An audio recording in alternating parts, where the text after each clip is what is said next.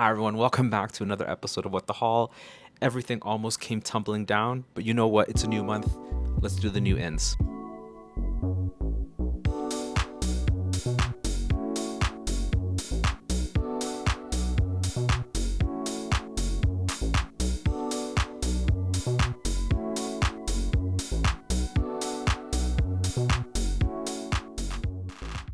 It got so dark so quick, and now I'm having to use the horror lamp. Let's get into the newness for December. Obviously, Christmas, New Year, all of that's coming up. The first two this month are going to be things for yourself, and I'm going to close out with some gift ideas. I had to take the gum out of my mouth. I don't know what I was doing there. Okay, so the first thing what came out this month is from Clarins. They have updated their SOS primers. Clarins has one all-purpose primer I think is a real underappreciated hero. It's called the Smooth Perfecting Touch. It comes in a little pot. It's slightly pinky. It's a velvety mousse product, and you can dab it around pores, wherever you have lines. It does all the things. It fills in and it makes the skin very smooth. Then there's these color correcting primers, which have recently got a facelift. Previously, they came with pumps at the end. They're now just in squeeze tubes. I don't think there's anything different about the formulations. There might be one color that's slightly different, but there's 5 different colorways. There's the white, which is luminous, the green, which is anti-redness, pink, which minimizes tiredness or sallow skin, what they would potentially call a tone-up cream in Japan or Korea. Peach is for people who have brown and black skin because it helps neutralize discoloration and scarring. And then there's the blue, which is mattifying shine reduction. I just wanted to call that to your attention because I feel like because it is getting into that festive period, a lot of you are going to have parties and events to go to. And so rather than switching up makeup or new foundations, maybe incorporating a primer with an added effect might help your complexion look a little bit better while you're out and about. Or for those people who do not wear makeup, a color correcting primer might be that little add-on to make your skin look more uniform or to achieve a certain effect like mattifying. So definitely have a look at these. A lot of brands talk a good game when it comes to being ecologically minded. With the cleansers and toners, they used to come boxed. They're no longer boxed. They used to have an accordion leaflet inside all the products with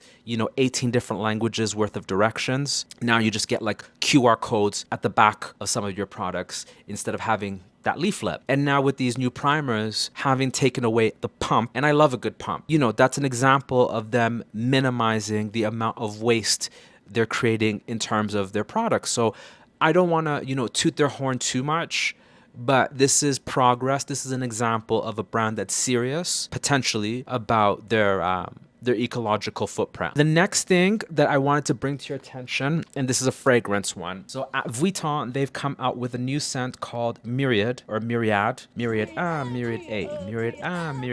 it's a part of the Les Extracts range of fragrances. So that's the fragrances with the Frank Gehry design tops on them.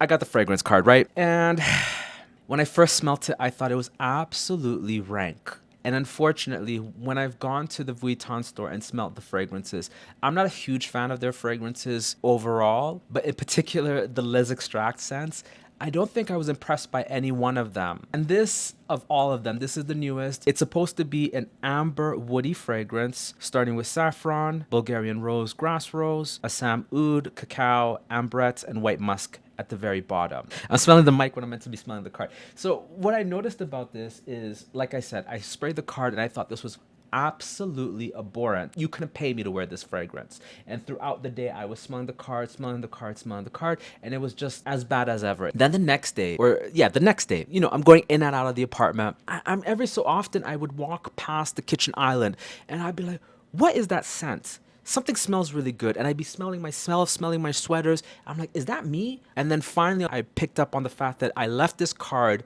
on the kitchen island, and every time I caught a whiff of it, it smelled so inviting. It's still not a fragrance that I would wear. It's giving me very much somebody's auntie at a wedding. It's important to note that the fragrance really does develop and change. It's very much an Arabia type of fragrance. The fragrances that people find in souks are trendy on TikTok, and this is kind of exhibiting that sort of vibe. Not for me. If you have $740 to spare and you like an Arabia rosy fragrance, have a look at this. Now moving on to things which I think would be beautiful gifts. First, I have come across the new Chanel number 5 body oil. And so in the copy, it very clearly says it's inspired by the smooth harmony of rose and jasmine that composes number 5. The body oil was formulated to delicately express the sensuality of the number 5 floral bouquet made with 84% naturally derived ingredients. Number 5, the body oil moisturizes skin and leaves it looking satiny and nourished. So great copy because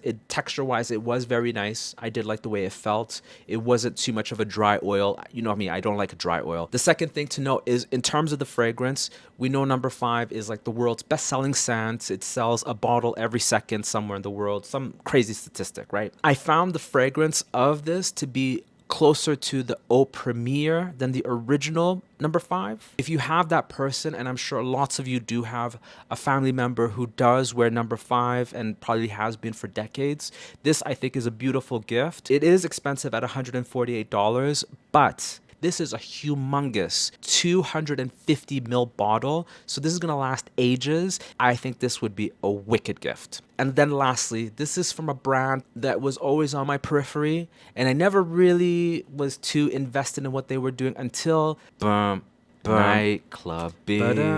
Nightclubbing. Pow! Grace Jones. So this is from Boy Smells. So earlier this year, they came out with the Grace Jones candle, and I was like, oh, okay. In November, I want to say I came across this at a Raggedy bookstore, and they were selling the old packaging from 2022.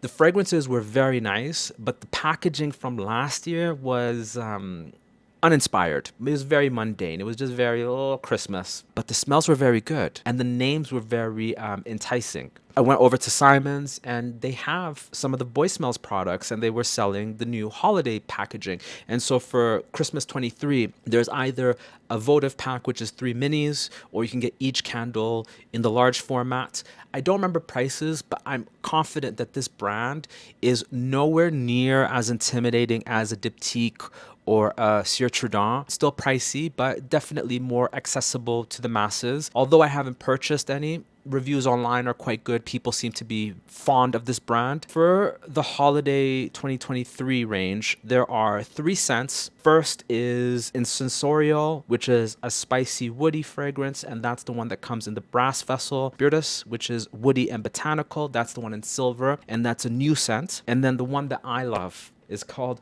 Broken Rosary, which is woody floral, and that comes in the gold vessel.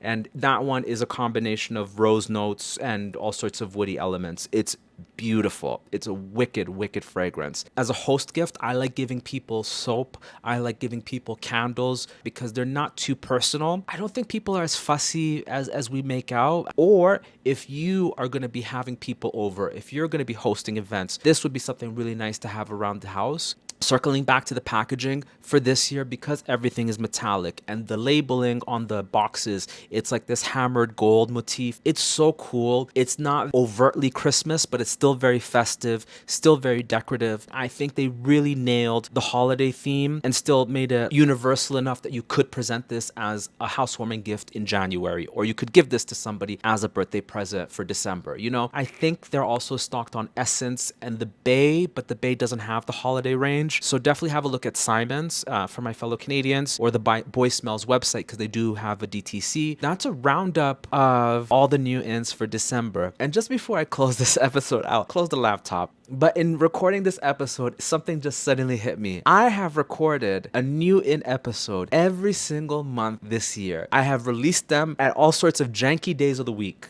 But every single month, without fail, I have achieved something. I don't know if you can see it by how hard I'm cheesing, but I am so proud of myself. I want to thank me.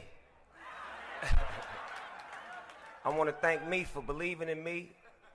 I want to thank me for doing all this hard work. I want to thank me for having no days off. I want to thank me for never quitting. I'm proud of me. So on that note, thank you for listening. Thank me for speaking. And I did that. I will catch you in the next one. Adios.